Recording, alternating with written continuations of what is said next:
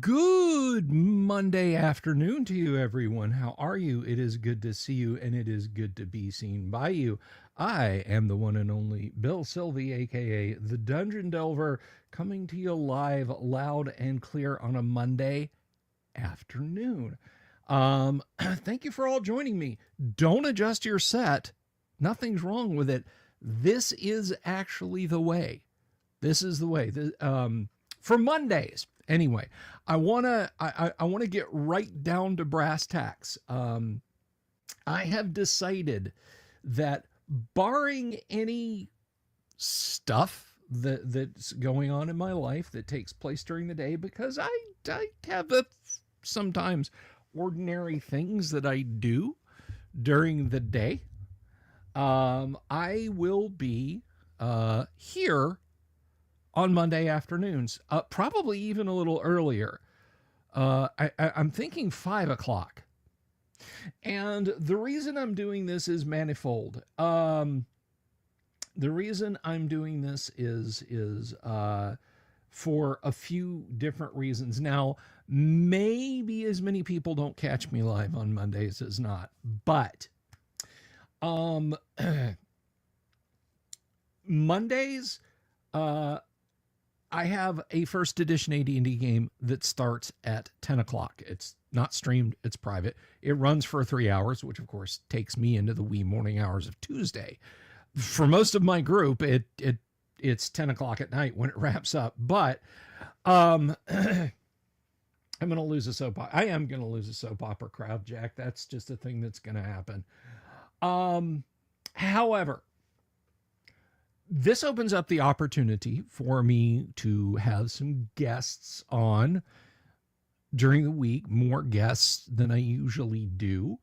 It means that I don't feel rushed between end of this show, beginning of live stream. I mean, even if I did like a 3 hour stream, if I started at 5 and streamed for 3 hours, I would still have plenty of time to relax before I go play AD&D.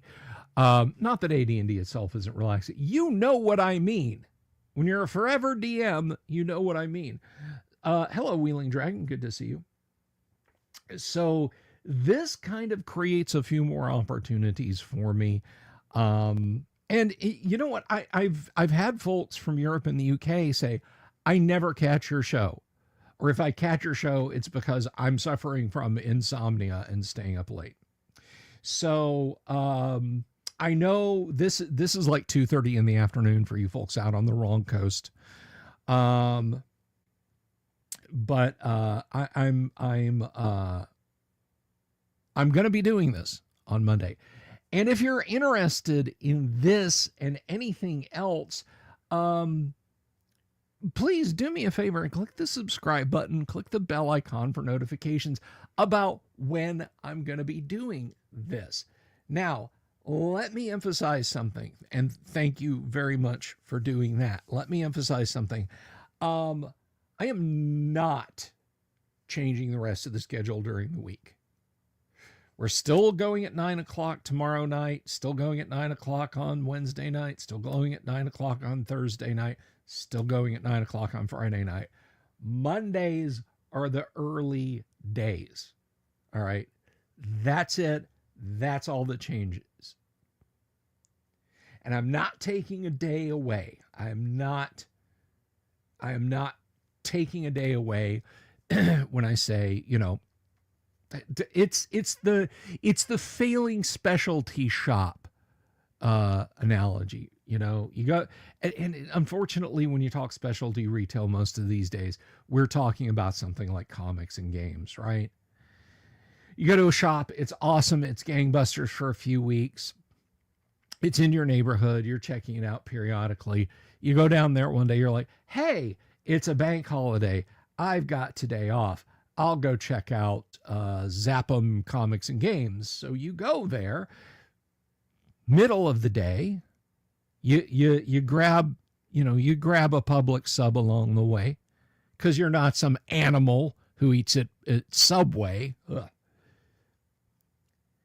And you stop by, see, Rob Turner knows what I'm talking about.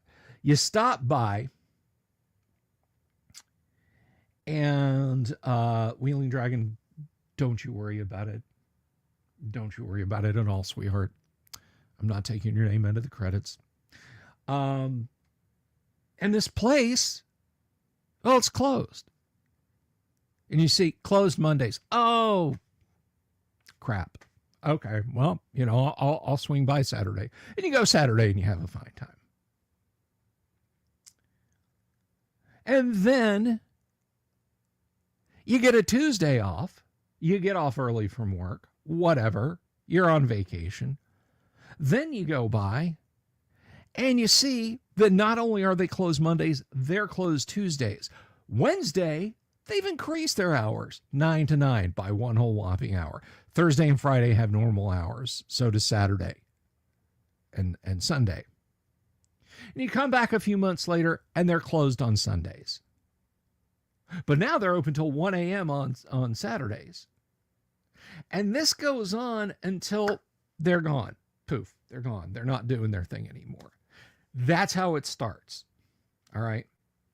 I'm going to adjust the schedule because this is Danny H. Thank you. Thank you very much, Danny H., for joining us. Thank you. I appreciate that, sir.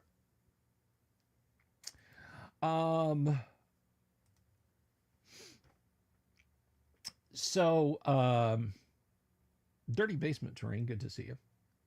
So I'm not putting up a sign that says closed Mondays, but I'm increasing my hours over here. I'm literally just moving the time that I live stream on Mondays. Everything else is going to stay the same. So do not let your heart be troubled, as the good book says. So what then is Monday all about? Darth Brooks, good to see you. Thank you, thank you. Always need more Greyhawk in Gamma World. I'm here to give it to you. Let me tell you about our week, and I'm glad you do that.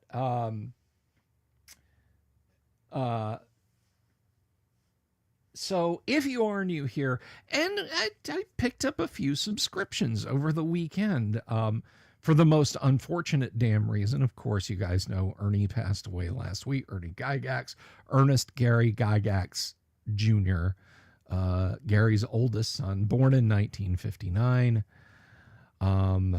He fought the good fight, guys. He really did. But you can go watch the little brief video. I talk about that.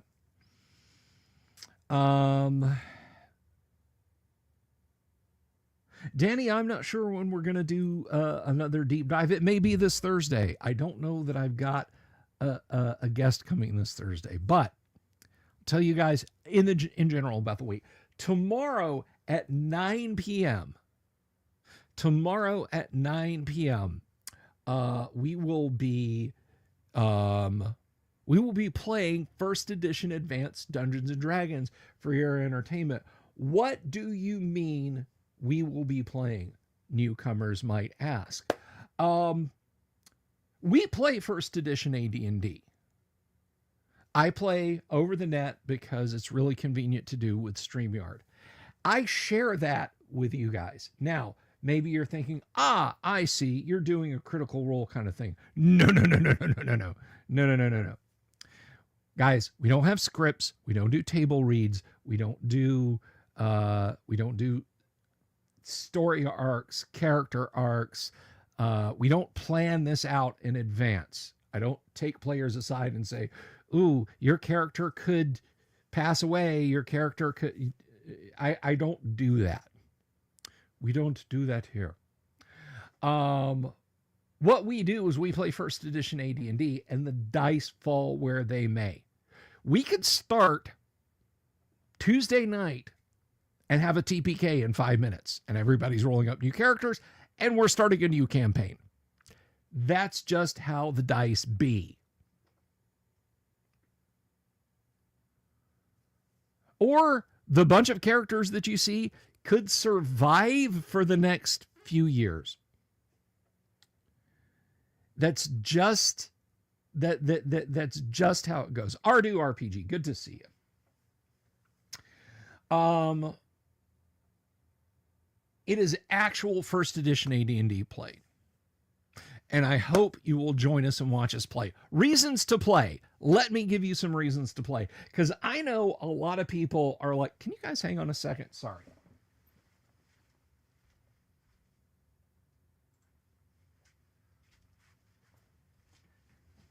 Sorry about that. My editing PC was trying to restart, courtesy of Microsoft. And I'm like, no, you're not. I have too many unsaved documents. No, you're not. Anyway, so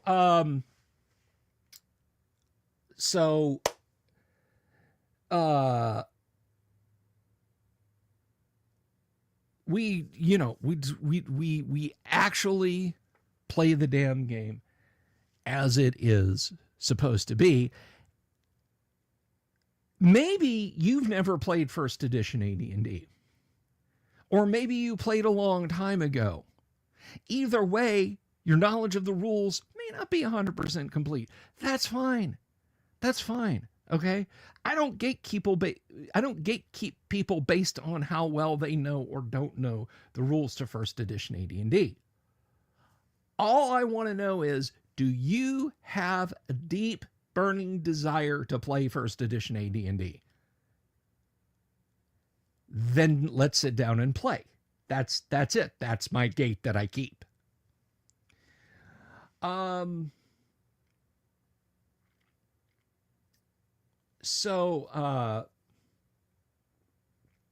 will talk about Zeus. You guys will get a Zeus update in a minute. All you guys talking about not going outside because you want to avoid people. Let me tell you, there's two kinds of people in this world. Avoid them both. At any rate, maybe you play D&D regularly and you want to know why I'm doing a certain thing a certain way. Here's the thing. I want you to ask in the live chat. Ask me a question that you want to know the answer to about how we do what we do, if it comes to mind and I can answer it without don't it like, Bill, how does the initiative system work in AD&D? You know, when you have a group of leather armor wearing halflings encountering a group of leather armor wearing elves led by a leather armor wearing ranger. That'll slow things down a little bit. I will recommend you read the Dungeon Master's Guide and suss it out. But if you're like, hey, don't you use a D20 for initiative and everybody rolls for themselves? I will say no. It is a D6 system and it is per side. Whatever your question is, I want you to feel free to ask in the live chat. If I don't answer your question, one of my players might answer your question. And if one of my players doesn't, maybe one of you guys in the live chat will see the question and you can answer it. Because I will tell you, newcomers, I have the best looking and smartest audience of all 5-night-a-week classic TTRPG live stream shows that runs on YouTube or over on X. And that is a hill that I will kill on. Don't die on hills, by the way. Kill on them. No, it did not. Raphael Dinkin, that's a good question. It does not have piecemeal armor rules. It does not.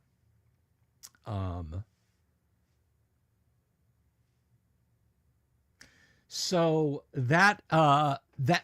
and that's with any game we're playing. If Kyle's running something on Wednesday or if I'm running Gamma World on Friday night, same rules apply. I want you to feel free to ask. And you can't do that with most other live stream games. They will be like, we're playing our game. Sit there and watch. This is an actual gaming table. And like a friendly guy at the FLGS, if you're walking by, you're there to pick up your Batman Year One. You're getting your manga. You're getting your Spawn statuette. And an energy drink, because it's that kind of a comic shop. And you're like, hey, what are you guys doing? I'll look up and say, We're playing some AD&D, first edition. I want you guys to feel that kind of comfort around here.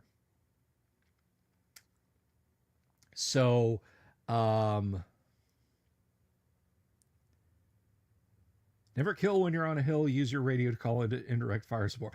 Hey, broadly, broadly when I say airstrikes, arty, mortars, whatever's required.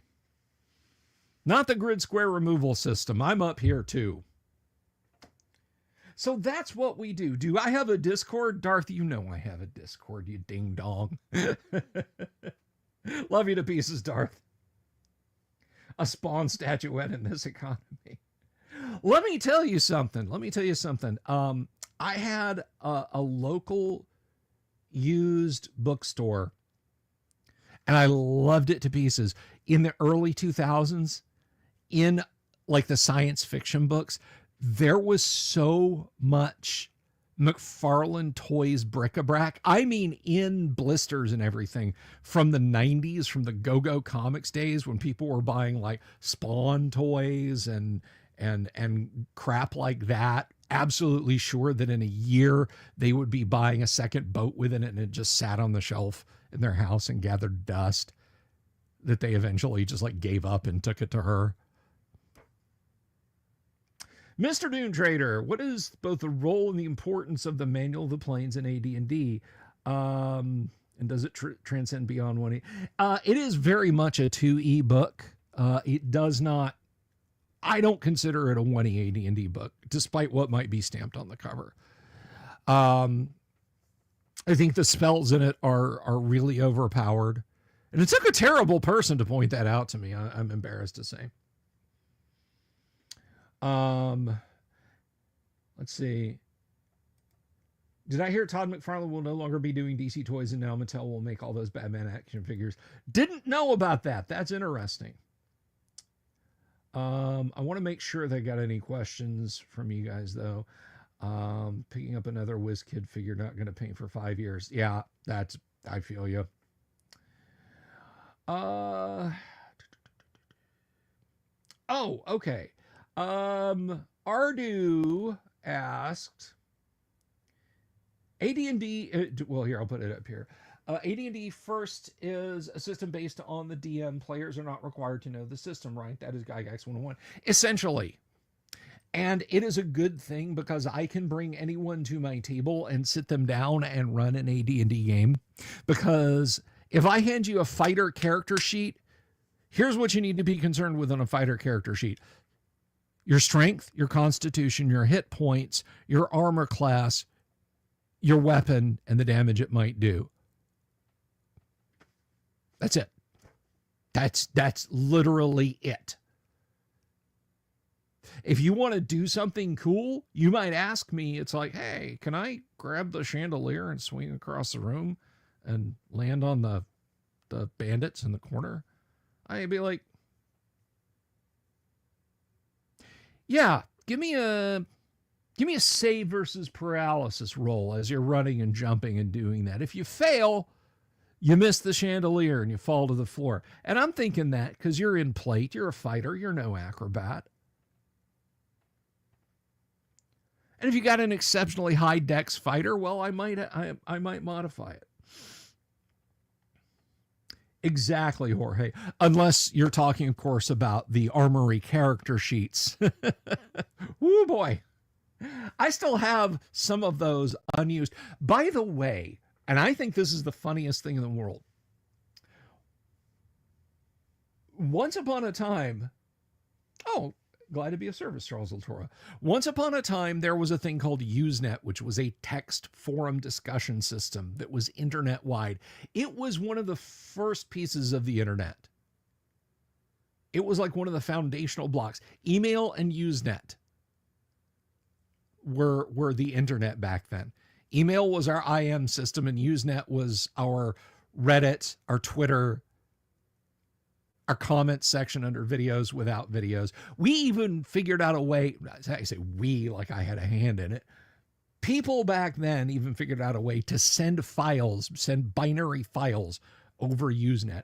You'd have to scan in all the messages, download all the messages to your PC, and use a UU decoder to crunch them down into something. There was, we called them news groups, or they are called news groups. Again, I say we, like I was out there, in 1980 helping write the standards for it. They called them Usenet news groups.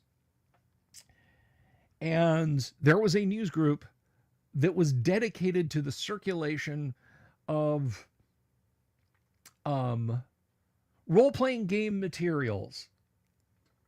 Now, they were PDFs, but again, they were UU encoded. Usenet something, I don't know what the other U stood for. They were UU encoded. So, no, Dune Trader Usenet before the September that never ended was awesome. I loved Usenet back in the day. I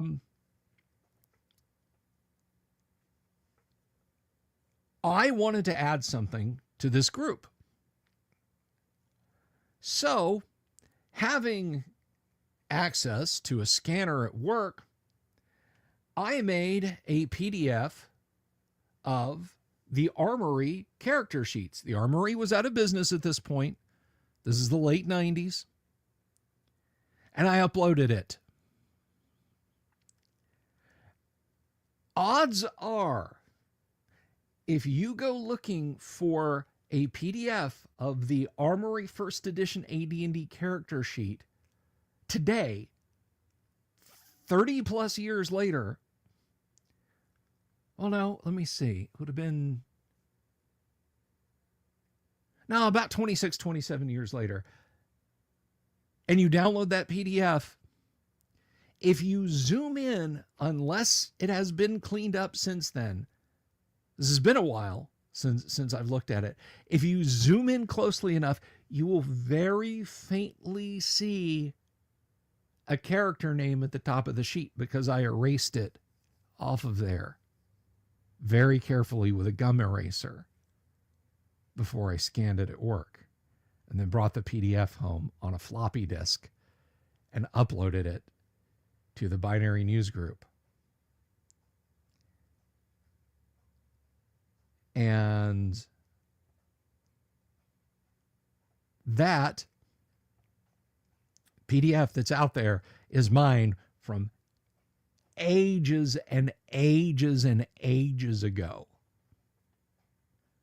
So that is that's a little piece of history. But those Armory character sheets were bonkers. They were absolutely nuts.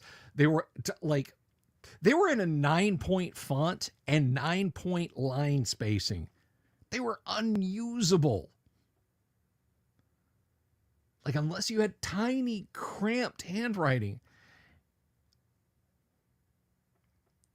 Queen of the interweb pits. Oh, I like that. But anyway, those tales aside, by the way, I am changing things up a little bit. I wanted you guys to be able to see my arcade games, my little mini arcade games. This is where they'll be. I'll have some kind of a black cloth back there. They look pretty awesome on camera when they're switched on. You guys can see them running in attract mode.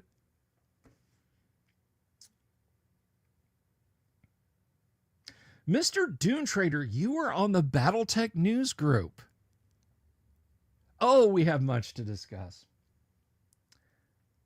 A new player will start with a pure rookie first level character. Depends. At a convention, I typically, if you're a brand new player and we're playing an event, whether it's at a comic store or convention, whatever we're doing, I will let you play a higher level character, but I kind of don't want you to run something complex like a cleric, magic user, druid, or illusionist, or even a ranger or paladin, really. Fighter, maybe a thief is what I want brand new players. If you come to the table, the rule in AD&D is actually the average of the other characters in the party. So no kiting a first level character. The goldenrod sheets were the best, Jack. The goldenrod sheets were really the best. So I hope that answered your question, Charles.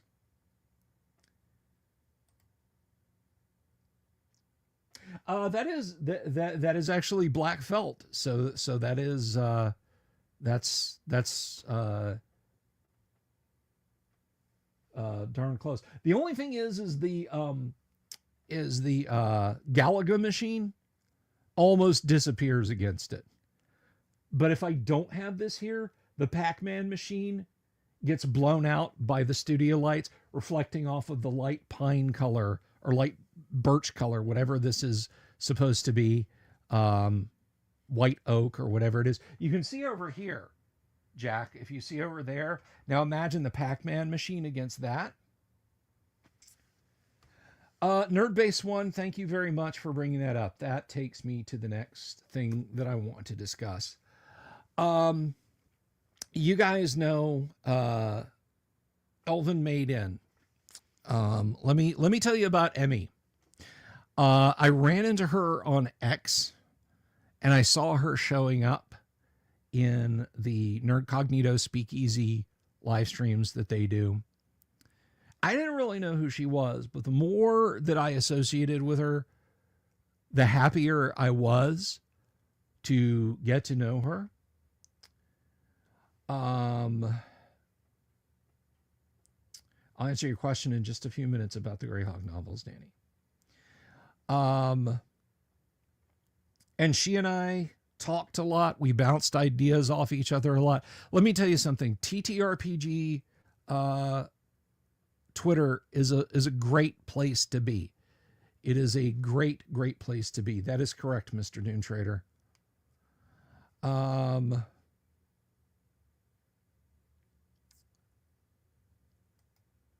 Ironcaster, I will I have tagged your question. I will come back to it.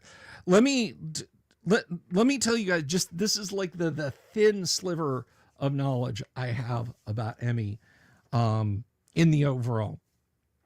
Elven Maiden, we'll just call her Emmy. Her friend had one first edition AD&D hardback. She'd never seen the game before. With the one book, and she didn't say what it was, I'm guessing probably a player's handbook, they attempted to play D&D. And she was so taken with it that she fell in love with it. Now, Emmy is not an old fat beard, okay? She's a young woman. She has a child. She has a spouse. Emmy, that depends on when you hopped off, Hypercam.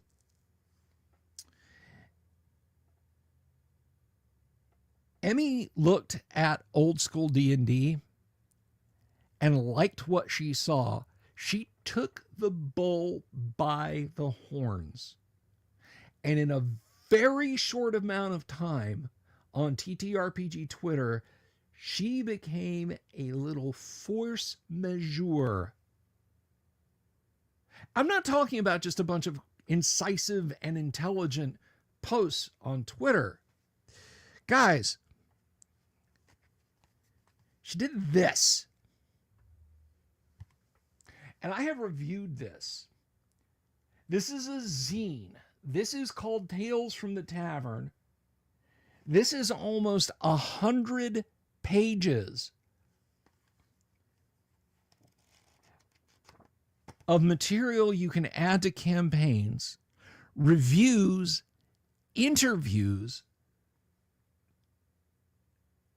amazing cover art. This is Richard Witter's cover artwork right here.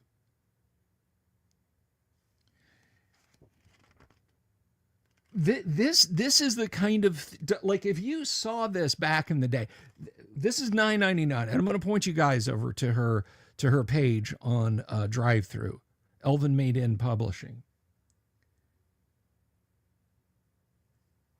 This is $9.99. This is the kind of thing that I would have paid $9.99 for back in the 1980s. She interviewed me in the first issue. She interviewed Rob Kuntz in the second issue. Anybody who thinks she's pretending, look again. She is a clever, funny, insightful, and insightful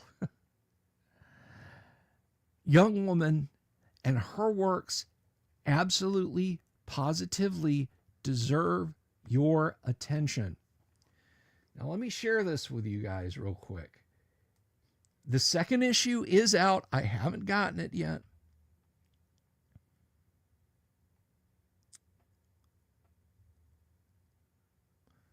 Here we go.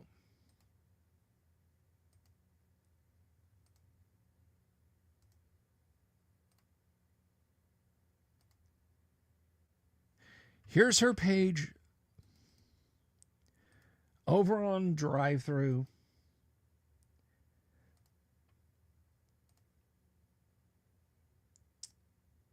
She mentioned, from my friends over on X. I'm going to paste this over on X. I'm sorry.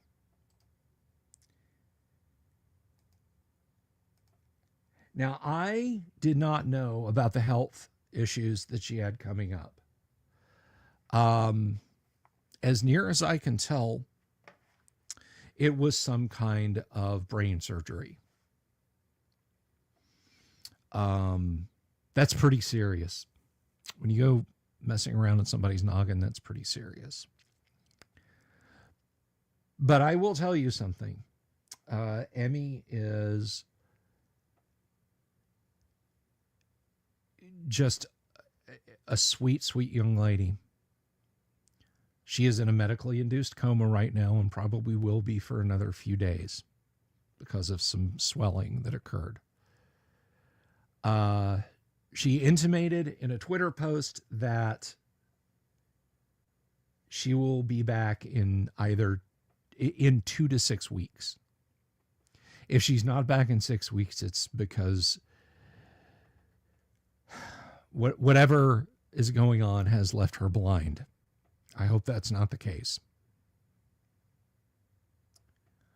Thank you for stopping by, Danny. Thank you very much. We are Team Emmy around here. And I sincerely hope that she is going to be okay, that she will rejoin us. Everything back in place. So please, please, please check out her page over on Drive-Thru. I'm going to put that link up here. Check out that page over on Drive-Thru. Show her how much you care. Pick those up. Get those on print on demand. Pay what you want. She's got some pay what you want stuff over there.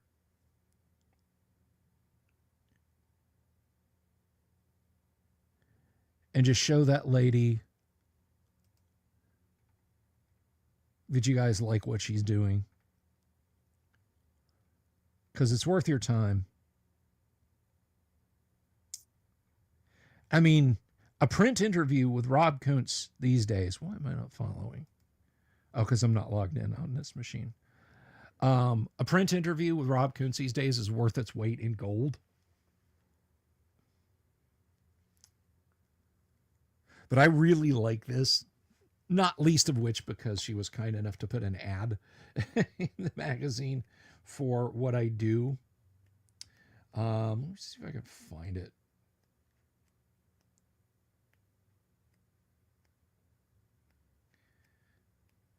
But yeah.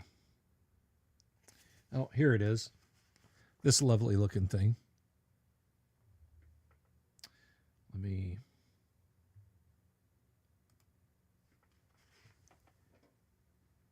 There's my ad. It looks very old school in the magazine. She even gave me a QR code, guys. I have a QR code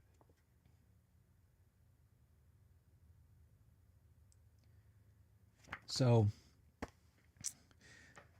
that is the latest I have on Emmy, and we are hoping and praying for the best possible outcome, and that she will join us in this table of fellowship, and that everything will be okay. So that is some important news, and I want you guys to go and Tales from the Tavern. Yes, Darth Brooks, Tales from the Tavern. You can follow the URL. It's right down there. In fact, if you had a mind to super chat me today, instead, I want you to go buy a copy of Tales from the Tavern, issue 1 and issue 2. If you were like, oh, I'm going to super chat Bill today, don't do it. Go buy a copy of Tales from the Tavern. Do that for me instead. That's your super chat. That would make me very happy if you would do that. And I hope she'll come back to us. I know you would, Wheeling.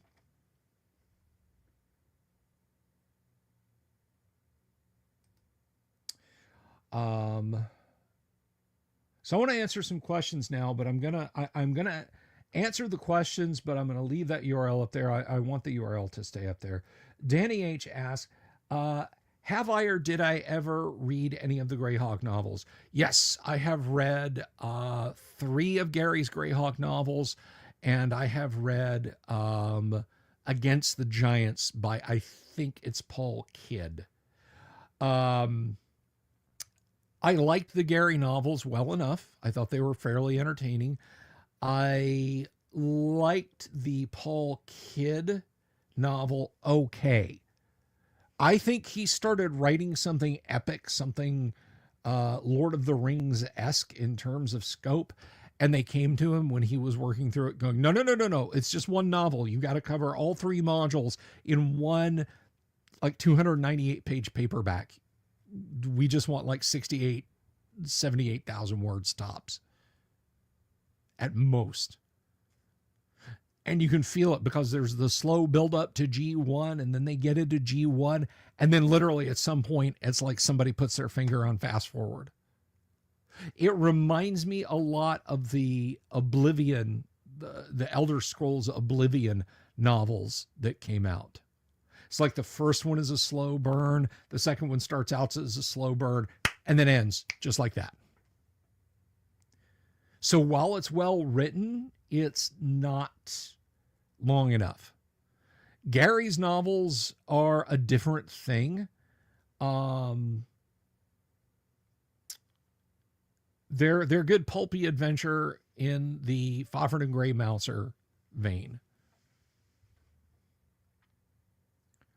Ironcaster asked, how much of what I run is ongoing campaign, or I suspect you would lean to some description of campaign that differs from what modern play has decided it is. I'm not really sure I know what you mean when I say how. I mean, like, I don't do just one shots week in and week out. If you're asking, my Monday night game has been the same Greyhawk campaign that's been going on for 10 years. The Tuesday night game has gotten fragmented a couple of times, so it's restarted, but it's all set in the same different Greyhawk setting. There are some similarities, but I think I've decided that the Monday night group and the live Tuesday night group are not, in fact, in the same Greyhawk setting as far as you guys are aware. The modern day idea of campaign is 6 to 8 sessions. In fact, I don't even really hear people use the terms campaign and module anymore. I hear a lot of adventure path and story.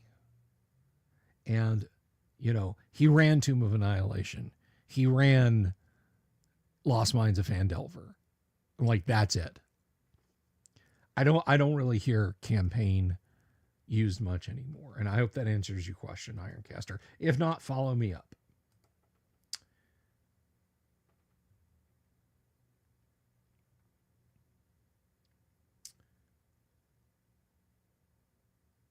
That is correct, Dune Trader. Thank Rob. Take care. Ongoing play in campaigns.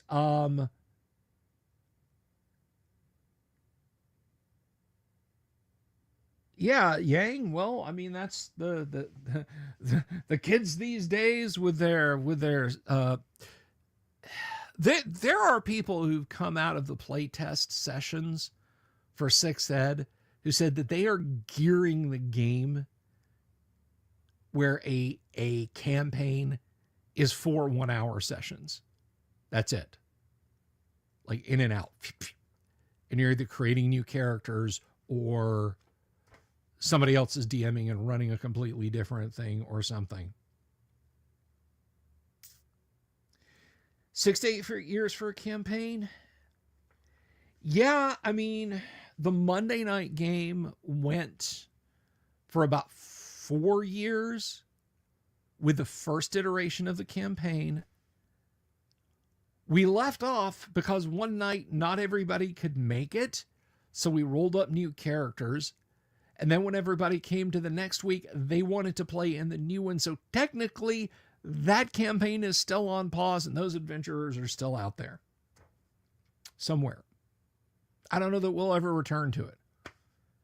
But I said right then, this is the same campaign world. This is the same campaign setting. You could potentially run into yourselves later or hear news about yourselves later.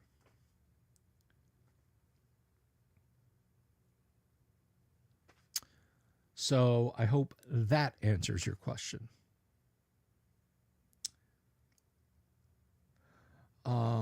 I don't have any mail call to show or miniatures to show off to you guys. I want to get back to showing off miniatures, but I will. Unregistered Hypercam says the main person that taught me when he said your campaign is your campaign, it lasts as long as you say it does, even if nobody plays for a decade. Yeah, I agree with it. They want that audience, Damien. They really want that audience. And if that means stripping down D&D to fit that audience, that's what they'll do. Money talks, BS walks.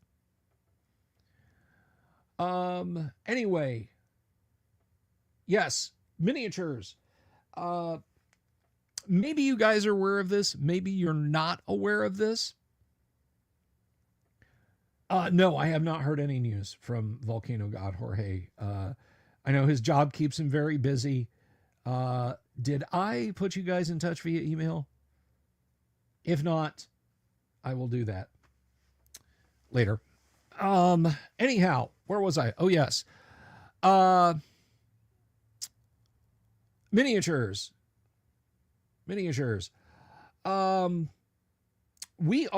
I am once again offering 3D printed miniatures for sale. Now, I have a couple of orders already. I have some Owl Bear sets. I have some War Duke sets. I have a Beholder set.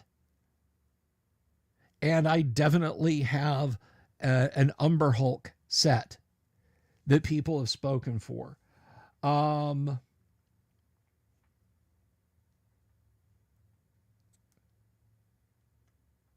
But it could be Dune Trader. It could be. But anyway, what I am talking about are 3D printed miniatures. The way this works is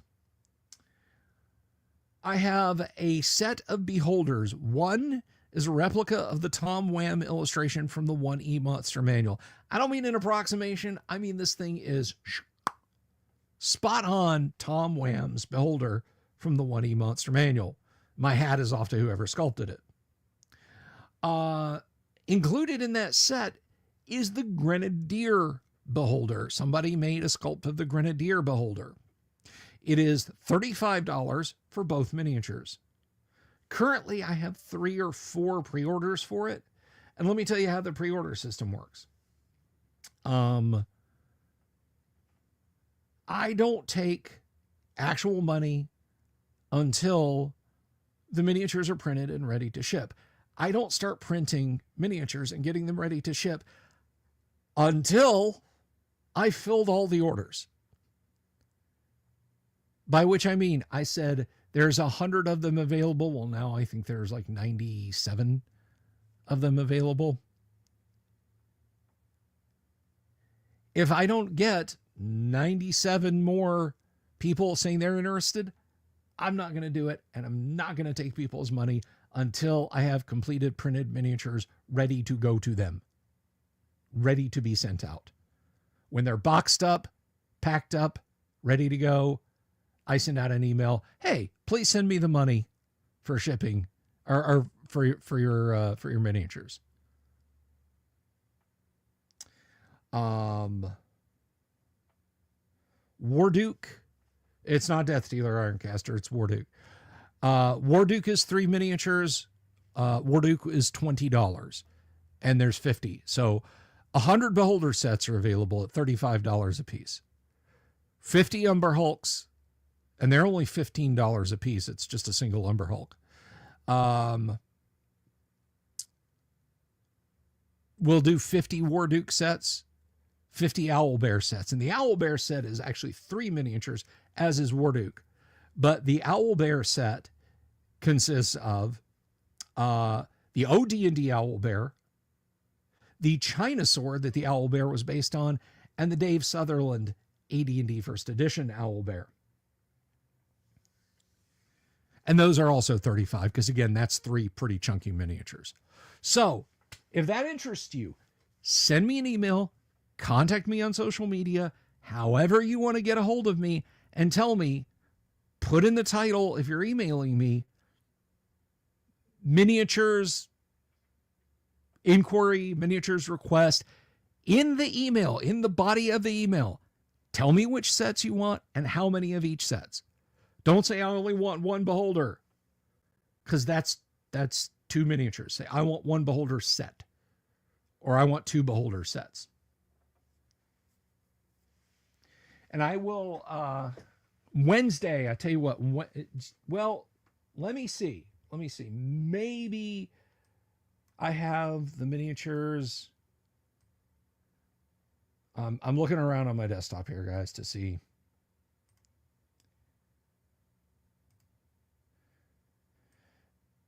Oh, I almost forgot. The Green Devil Fate.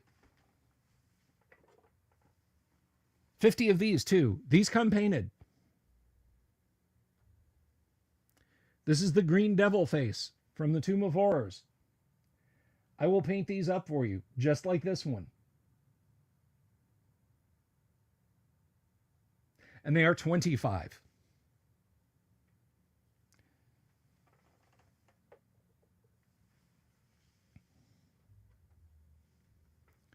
They are 25.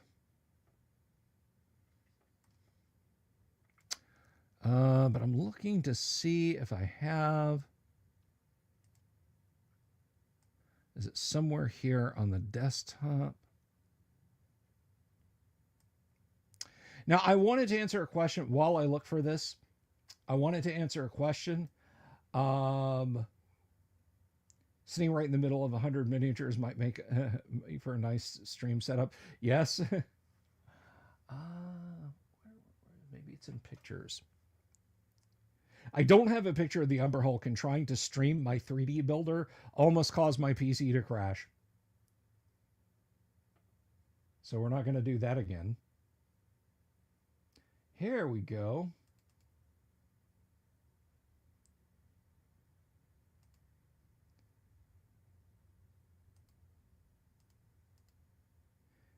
Here are the Owlbears.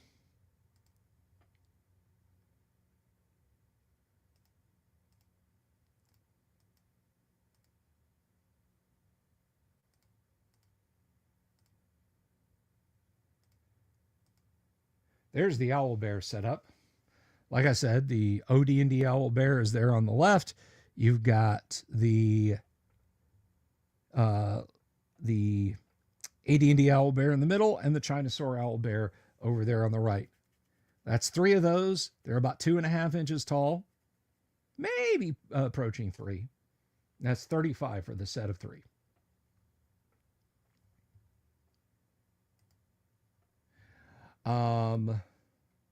Maybe I have some others as well. Let's see.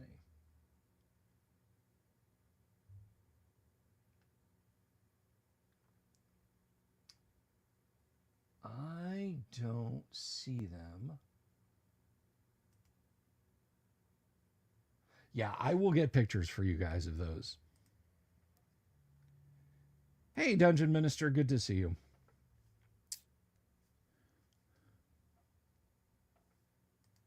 But anywho,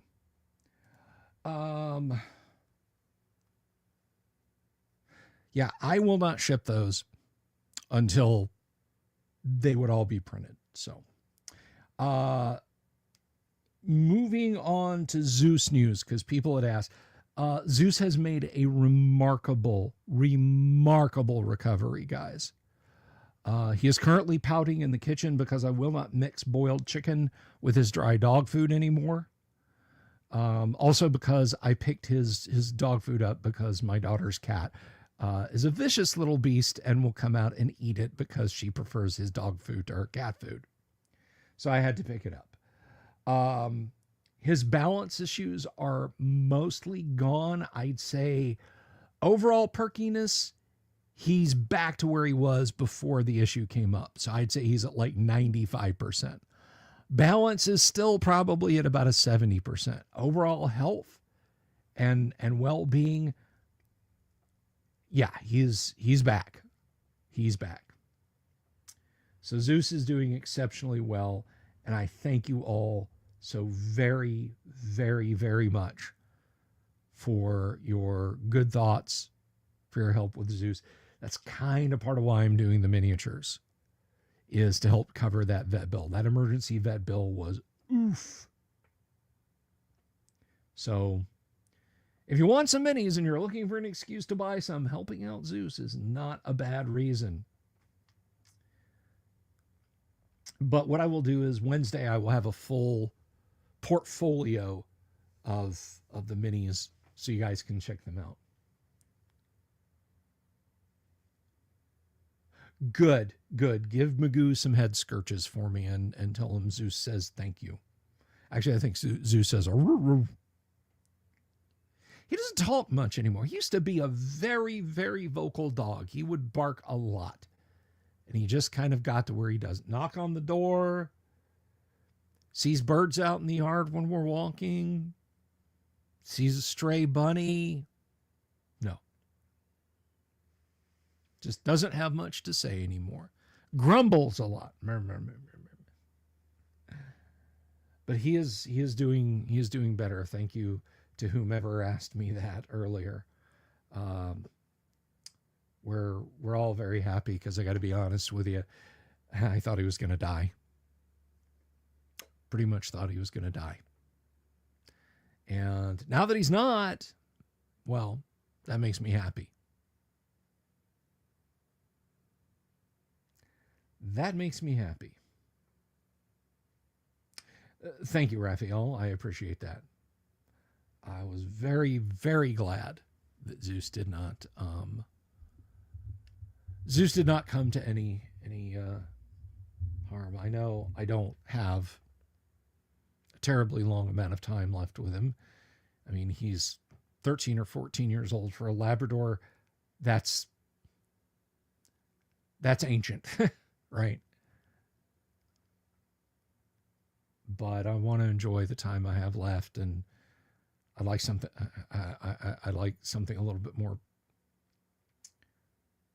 something a little bit less horrible than that. At any rate, to move on, I did tell you guys we are playing First Edition AD&D tomorrow, but if you can't get enough, if just watching it isn't enough, even getting to ask questions isn't enough, you know what else you can do? Stop by and check out the GWOC, the Great Underground Online Gaming Convention. That's right. The GWOC. What is the GWOC? It is a convention that we are having from the 21st until the 25th of May. Right here on the internet. Do you know what it cost you? $0. Your badges are zero. Your hotel room, reserve it now, is zero because that's your own house. Any snacks you want, you better have them at your house. We do have merch. We do have some merch. I don't know if Dungeon Minister's got more merch planned, but we have some merch. One piece of merch is from Dungeon Minister. I got to figure out a way to put a logo on this. I've got some ideas. I'll talk to Dungeon Minister about it. But check out our merch, guys.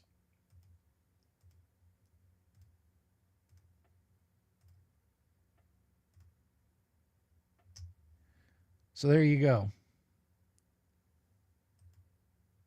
These two lovely pieces are by Sky Hernstrom, who will be giving a panel. And oh boy, do we have some panelists. We have got some great panelists this year. Jack Photon. We're going to talk about FASA Star Trek. We're going to talk about Jack. And what do I mean by a panel? Here's the thing. This is not just like, oh, you're just going to go on the internet and interview these people. No, no.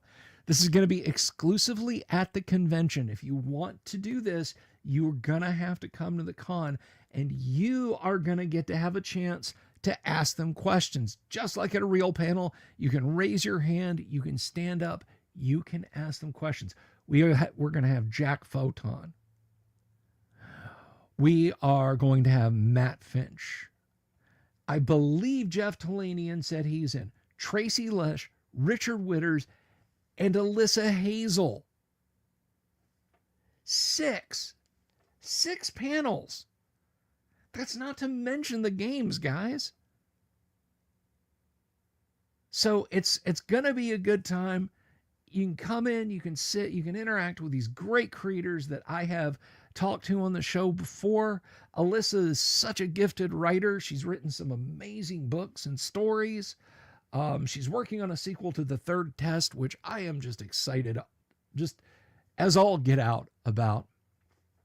And Jeff Talanian, I hope Jeff can make it. I got my fingers crossed for Jeff making it. Jeff, of course, did Castle Zaggy Upper Works, Hyperborea, just piles of stuff for Hyperborea. Matt Finch, Matt Swords and Wizardry Finch. Matt, I gave OD&D back to the masses Finch. Matt, Mythmere Games Finch.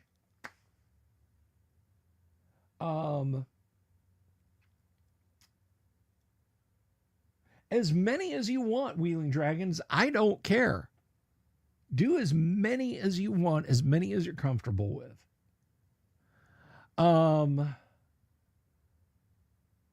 Sky Hernstrom, pulp fantasy author, artist, all around swell guy. Love Sky to pieces.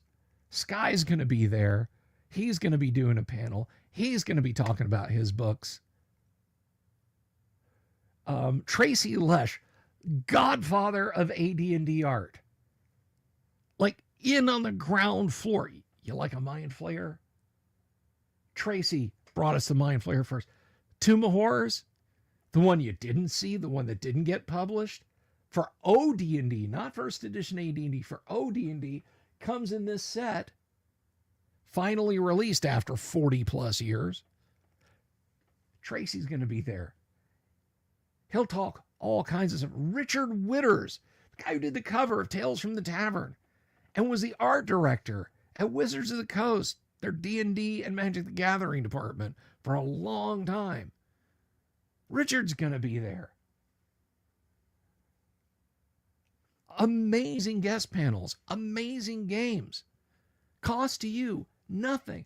How do I do it? You ask. How do I do it? How do you do it? It's simple. It's easy. It's super easy. Barely an inconvenience. Go over to the Discord. If you want to be a game master, ping myself or Doomsword. Just say, hey, Bill, hey, Doomsword. I want to be a game master. I give you game master privileges. Bada bing, bada boom. If you have questions about how to set your game up, Dooms can help you. if I happen to be around, I'll do my best to help you.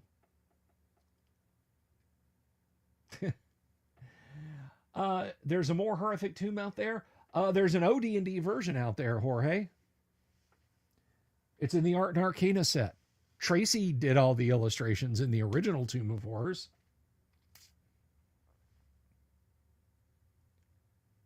So it's just that simple. Do you guys need the URL? Do you guys need the Discord link rather? Because it's all there. You don't have to go out to another website. Are you picking up what I'm putting down? This is so simple.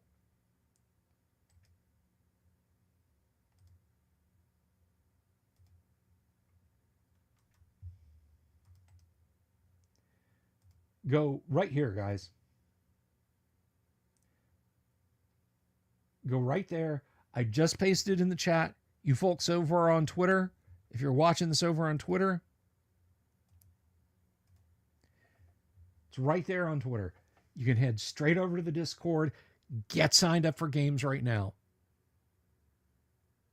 Whether you're running or whether you want to run or whether you want to be in, I'm going to be running games. I'm going to be running Space Hulk. I'm going to be running Dungeon. I'm going to be running Hero Quest. How? Technology, baby. I'll have the board laid out right on the table, cameras pointing at it. You'll tell me where you want to move, and I will move your pieces for you. But it's going to be a lot of fun. Don't miss out. Don't miss out. Everybody who played had a ton of fun last year.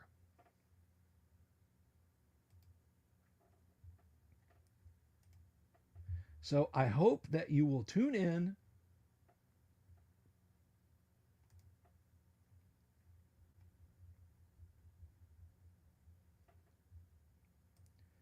We've got a few games slotted so far, but you have plenty of time to get in because it's not till May.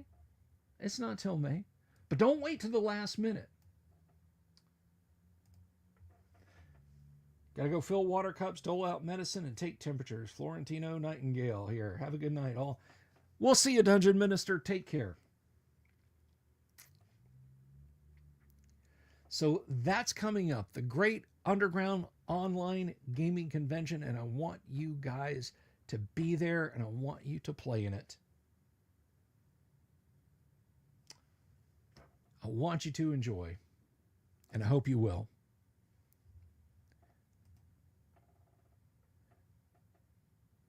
So, what else do we have that's going on? I've got kind of an open schedule this week. If anything comes up that's of interest, of course, I'll be doing a video on it. I'm going to try and put out a video this week that I hope you guys are going to like. It's some good news for a change. Well, it's something entertaining at any rate.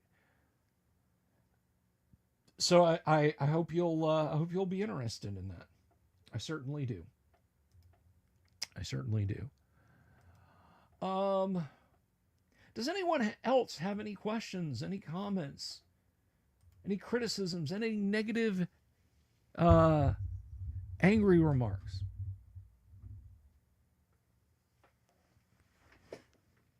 Any comments, any criticism, any negative, nasty remarks? It's my biology teacher in high school, Thomas E. Lee. He's about as big around as my mic stand here. He's a pastor at his church as well as being a teacher.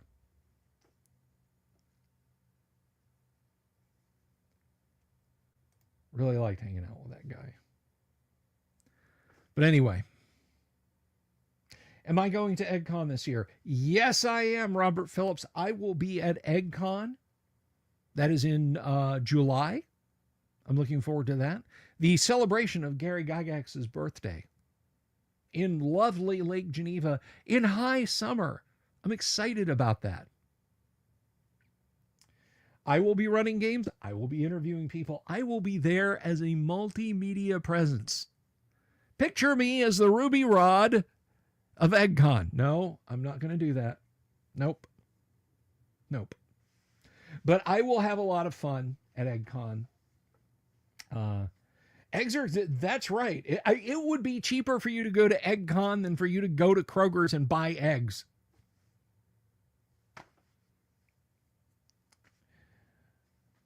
Just keep that in mind.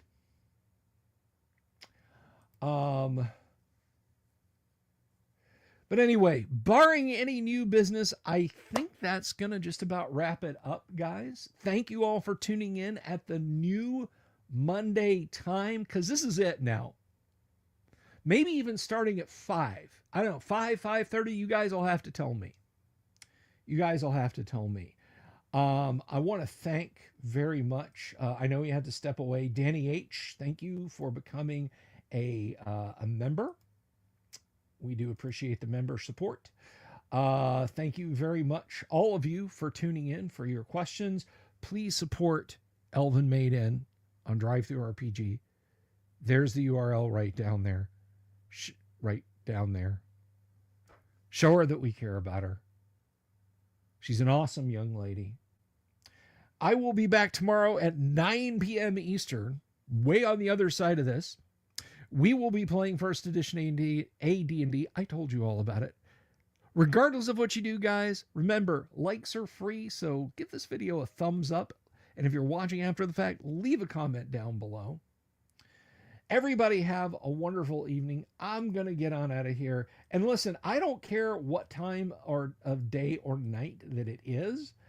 Owl bears can absolutely get up on you. He's good, Wheeling Dragon. I will ping you later about it. Everybody have a lovely evening.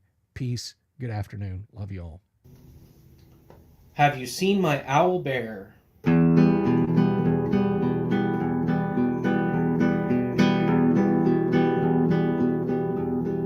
Here's to all the weirdos everywhere in the woods and in the air.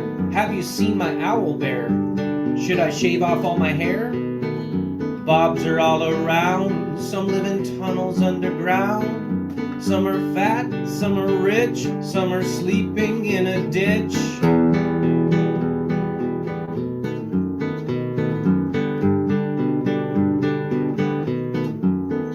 Can you ride a crooked horse without a saddle, way off course?